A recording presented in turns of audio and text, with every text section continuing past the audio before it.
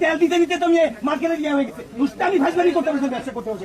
আপনার ফজলিয়া দিন বন্ধুকে তালাই যারা আছেন তারা আমাদের প্রাইম মিনিস্টারের বন্ধু এরকম পরিচয় দেন। এমন হয়েছে যে পলকের মতো ইন্টারনেট বন্ধ করি নাই, ইন্টারনেট বন্ধ হয়ে গেছে। আমরা তো রাজনীতি করি নাই, আজকে মনে হচ্ছে যে রাজনীতি না করাটা মনে হয় ভুল হয়েছে। হুমকি দিছে, এখন একটা শোরুম বন্ধ করছে, সামনে সবগুলো বন্ধ করে দিবে। যদি শহীদ ওসমান হাদির মতো কেউ একজন ঠাস করে একটা গুলি মারে, ওনারা যখন এসেছেন তখন ওনারা পুলিশ সাথে নিয়ে এসেছেন। পুলিশ নিজেই দোকান বন্ধ করেছে, এখানে মব সৃষ্টি করছে, পুলিশ বন্ধ করে দিচ্ছে। ওসি সাহেবের সাথে আমার টেলিফোনে কথা হয়েছে, ওসি সাহেব বললো যে আমরা দোকান বন্ধ করি নাই, দোকান খোলার পারমিশনও আমি আপনাকে দিতে পারছি না। উনি বললেন যে যারা বন্ধ করছেন তাদের সাথে যোগাযোগ করেন, তাদের সাথে কথা বলে তারপর ওপেন করতে পারলে ওপেন করেন, আমি কিছু করতে পারবো না। এমন হয়েছে যে পলকের মতো ইন্টারনেট বন্ধ করি নাই, ইন্টারনেট বন্ধ হয়ে গেছে। তো ওনারা বন্ধ করছে, সিসিটিভি ক্যামেরার মধ্যে আছে, আপনারা আমাদের সিসিটিভি ক্যামেরা দেখতে পারেন, মার্কেট কর্তৃপক্ষের সিসিটিভি ক্যামেরা দেখতে পারেন। ঘটনার দিন রাতে আমাকে হাতিরঝিল থানা ওসি তিনি আমাকে ফোন দিয়ে বললেন যে এই ঝামেলাটা এখানেই আপনারা সমাধান করে নেন, নিজেরা সমাধান করে নেন, কারণ ওনার সাথে আপনি পেরে উঠবেন না। ওনার অনেক ক্ষমতা, অনেক পাওয়ার, আমাদের মাননীয় প্রধানমন্ত্রী তারেক রহমান সাহেবের বন্ধু, সেই ক্ষেত্রে ওনার সাথে পেরে উঠবেন না, উনি আমাকে বদলি করে দিবেন। তো এইরকম ভয় পাওয়া লোক দিয়ে এরকম একটা এলাকা চলতে পারে না। না না না, কোনো ম্যাজিস্ট্রেট ছিল না। ম্যাজিস্ট্রেট কেন থাকবে? আমরা এখানে কোনো 2 নম্বরের ব্যবসা করি না, আমরা এখানে লিগ্যাল বিজনেস করছি। আমরা একটা অফার দিয়েছি, 2টা কিনলে 4টা ফ্রি, 330 টাকা পরে একটা পাঞ্জাবির দাম, যাদের পুরাই নিতে আসছে। এখন আমার যে কাস্টমার, তারা কখনোই প্রিন্স আর কিংসের থেকে কিনবে না, আল মোস্তাফা থেকে কিনবে না, কারণ তাদের পয়সার অনেক মূল্য, তারা অনেক কষ্ট করে ইনকাম করে।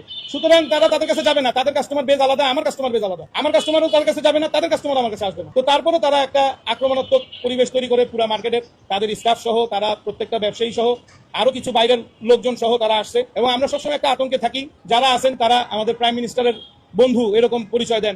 প্রাইম মিনিস্টার তাদের কাছ থেকে কেনাকাটা করে দামি দামি কাপড় চোপড় কেনে। আমরা এই পর্যন্ত প্রাইম মিনিস্টারকে এত দামি কাপড় পরতে দেখি নাই।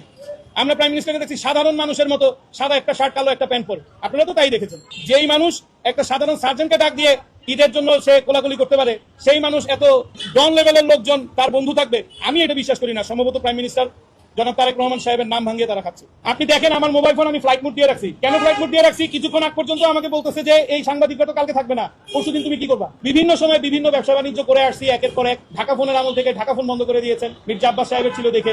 ঢাকা ফোন বন্ধ, ন্যাশনাল ফোন বন্ধ, র্যাঙ্ক সেল বন্ধ, পিপলস সেল বন্ধ, সিটি সেল বন্ধ, এগুলো প্রতিনিয়ত আমরা করে আসছি। ব্যবসায়ীদের ব্যবসা করার মতন পরিবেশ এই দেশে এখনো তৈরি হয়নি। আইনি পদক্ষেপ গ্রহণ করবো কিভাবে? যেখানে পুলিশ আমাকে বলতেছে ফোনে আপনার ব্যাপারে আধা ঘন্টা আমি যাচাই বাছাই করছি, আধা ঘন্টা আপনার ব্যাপারে সব ইনফরমেশন গ্যাদার করে আপনাকে আমি ফোন দিচ্ছি। তো একজন থানার ওসি যদি আমার মতো একজন সাধারণ ব্যবসায়ীকে ফোন দিতে গিয়ে আধা ঘন্টা তার সময় লাগে আমার ব্যাপারে ব্যাকগ্রাউন্ড চেক করতে, সেই লোকের কাছে আমি গিয়ে আইনি সহায়তা কি পাবো? সেই লোকের কাছে তো আমি সহায়তা পাবো না। আমার এক পরিচিত, সে আমাকে বললো যে যদি এই প্রিন্স আর কিংসের মালিকের বিরুদ্ধে তুমি সাধারণ একটা জিডিও করতে পারো, আমি হাতে চুরি করবো। সে অনেক বড় নেতা, বিএনপির নেতা। তো এত কিছু শোনার পরে আমরা তো ভাই ব্যবসা বাণিজ্য করি, আমরা ডাল ভাত খায় বাইচা থাকি, আমরা তো রাজনীতি করি নাই।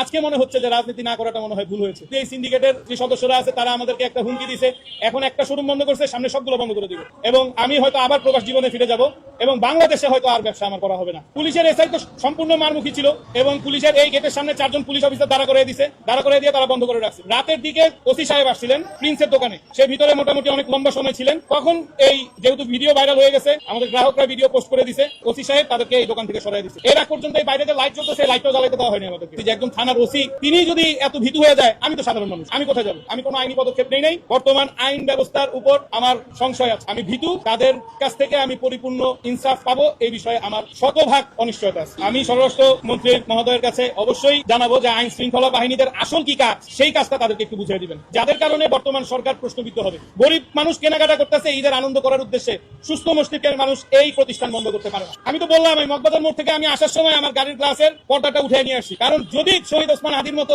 কেউ একজন ঠাস করে একটা গুলি মারে, আপনারা হয়তো 2-4 দিন মনে রাখবেন শহীদ ওসমান হাদির মতো।